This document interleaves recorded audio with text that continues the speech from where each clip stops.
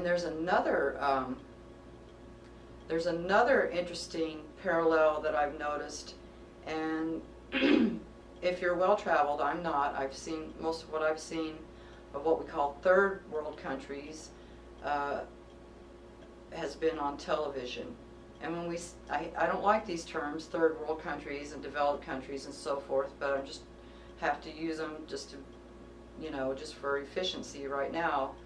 But a third world country is characterized by a high rate of population that's living under the poverty level or in extreme poverty, and a country where there's either weak infrastructure or no infrastructure. And you notice in the countries where there's weak infrastructure, there are these massive landfills. These are these garbage piles, just hills and hills and acres of garbage. And what do you see? You see picture after picture or film after film, or you've seen it in person. You see people, children, little toddlers,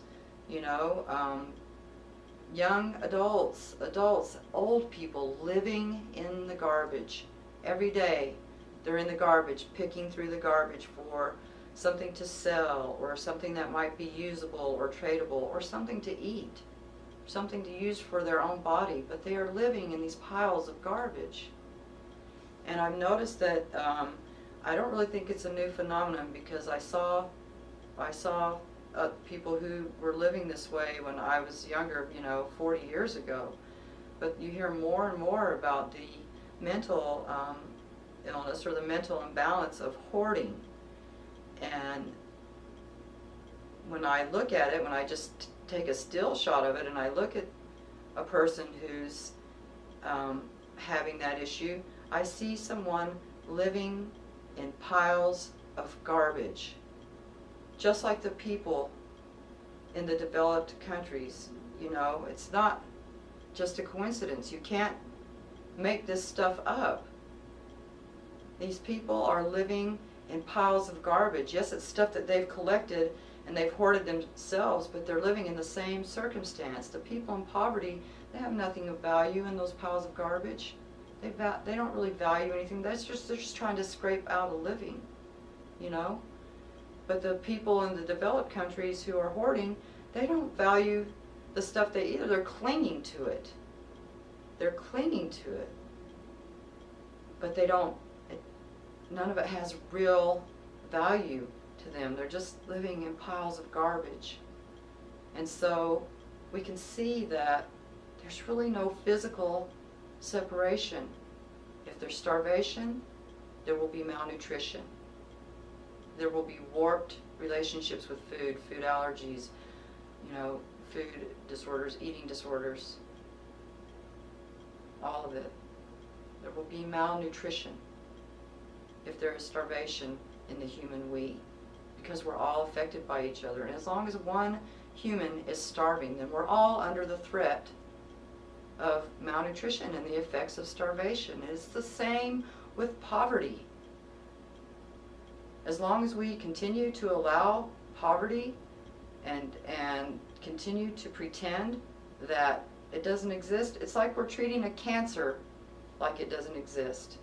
We're not doing anything to eradicate. As a matter of fact, we are actually making it worse. We're continuing the behavior, the collective behavior that allows poverty to let the cancer spread. Poverty is spreading.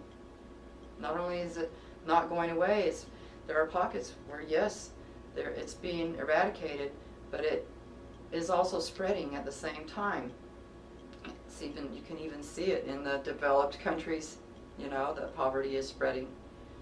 So we have to come to realize that we are that connected, that there is no physical separation. We are actually feeling and living the effects of starvation, and there's no mental separation. We are feeling the pressure. We are feeling the continual stress, the deprivation, the depression of poverty. Depression is a mass mental and social illness right now because we are continuing to allow poverty. And that's very obvious. That's very obvious.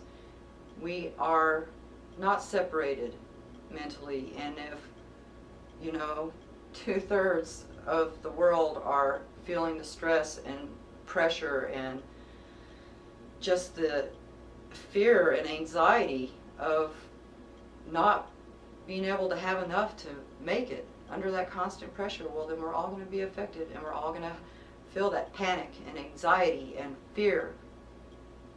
That's what we're going to feel. So we are that connected. We are that connected. On the positive side, I guess you might want to say, that might all sound like a downer, but what is hidden in that relationship is the total solution. What is evident in the relationship is that, yes, we're all being affected individually in our own individual lives, no matter where we live, by what's happening to all of us. But we can see that it works both ways. We can affect the whole, too. Everything that we choose in our individual life can affect the human race as a whole. So if we realize that there's a great imbalance in the health of the whole human we, because of food and you know, I want to say shelter, but really I mean home, because of foodlessness and homelessness. And it's not really that there aren't homes and there aren't food, it's just that we are living in a certain way, in a certain mindset that we haven't broken out of yet, that keeps us in a situation where those things are actually available, but people are cut off from it in the poverty and starvation, which makes it even worse, because it's not that there's not enough, it's just the way that we're sharing it. And when we become aware of that, we can start to focus in our own life on balance. We can start to focus in our own life on happiness, on peace, on abundance, on generosity, on the expansion of real wealth, where everyone's standard of living is raised. We are free to do that.